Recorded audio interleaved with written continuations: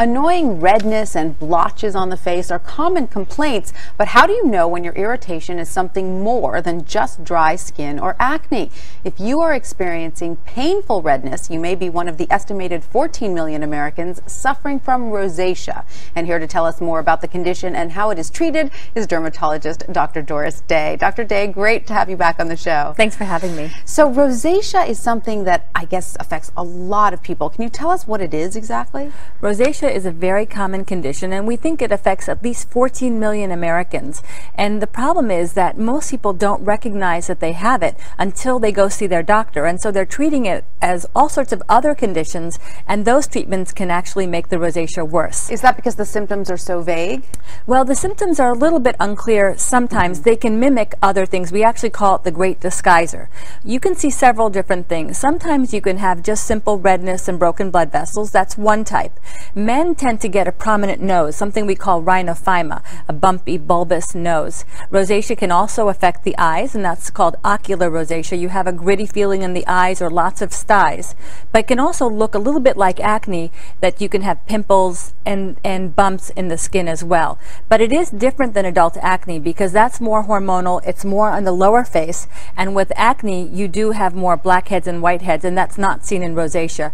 Rosacea does affect the cheeks, the chin, the nose, the forehead, and adult acne is really more along the lower face. But rosacea does or can develop as we get older, is that right? Rosacea is more of an adult pattern, and that's why some people do call it adult acne. So you start to see it in the late 20s, 30s, 40s, and for most women who get it, it does get a little bit better after menopause. So that's something to look forward to with menopause. That's right. The one thing. Exactly. Is it hereditary? I mean, how do we get it?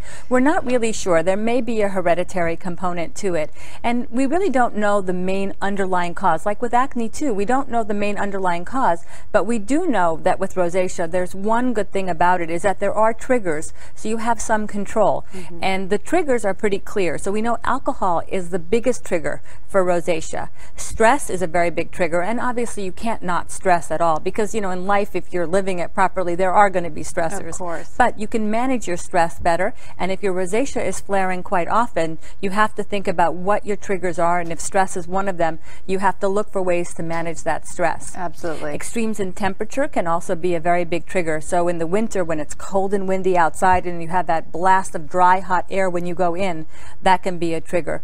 You also have to think about foods, and people tend to have their own personal triggers. Spicy foods tends to be a very big trigger for most people, but you have to think condiments and small things. It could be vinegar, soy sauce, wasabi, little things, not necessarily the main dish itself. And you have to see what causes your flare the next day. You'll see that you're red, and think about what you had the day before and try to figure it out that way. So it's nice to have at least some control over it. Absolutely. We know that it can be painful and unsightly, but you say if you have rosacea of the eye, for instance, it can even lead to blindness? That's true. Ocular rosacea, rosacea of the eyes, in some cases can ultimately lead to blindness. And so when somebody comes in with rosacea of the skin, I will ask them about eye symptoms, and I will treat their rosacea a little bit more aggressively, moving into medications by mouth rather than simply topical medications to make sure we get that under control and work closely with an eye doctor. Dr. Day, where can people go to get more information about rosacea? There are two excellent websites. You can go to bestfacedforward.com or rosacea.org. All right, Dr. Doris Day, thank you so much for all this great information. And for more health and wellness news, be sure to check out the health page at abcnews.com. ABC News Now. Good to know.